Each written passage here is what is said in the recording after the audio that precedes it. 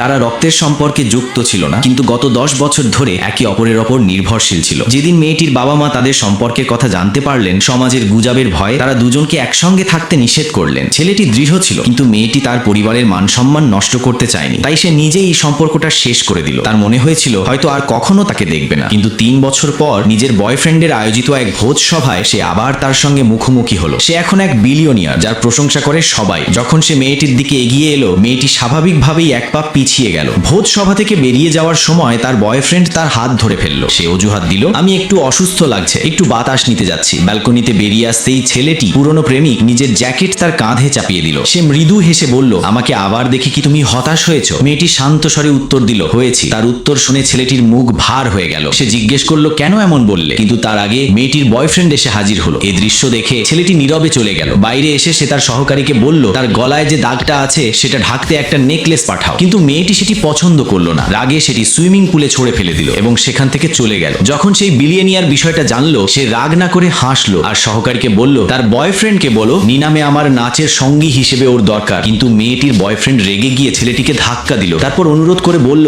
একবারের জন্য ওর সাহায্য করো। মেয়েটি অনিচ্ছা সত্ত্বেও রাজি হলো। তার বয়ফ্রেন্ড খুশিতে তাকে জড়িয়ে ধরলো। ঠিক তখনই তার চোখ মেয়েটির গলার দাগে পড়লো। সে জিজ্ঞেস করলো, এই দাগটা কোথা থেকে এলো? মেয়েটি মিথ্যে বলল, এটা অ্যালার্জি, এবং লজ্জায় সরে গেল। শীঘ্রই নিলাম শুরু হলো। যখন মেয়েটি প্রথম বস্তুটা দেখলো, সে হতবাক হয়ে গেল। ওটাই সেই ছবি যা সে বহু বছর আগে নিজের স্কুলে দান করেছিল। ছেলেটি মৃদু হেসে জিজ্ঞেস করলো, এটা তোমার আঁকা? মেয়েটি গর্ব ভরে মাথা উঁচু করে বলল, হ্যাঁ আমারই। এরপর সবাইকে অবাক করে দিয়ে সে মঞ্চে উঠে ঘোষণা করলো, আজকের নিলামের সব জিনিসের দাম আমি দেব। ছেলেটি তাকে আরো আকর্ষণীয় মনে করে মুচকি হেসে তাকিয়ে রইল।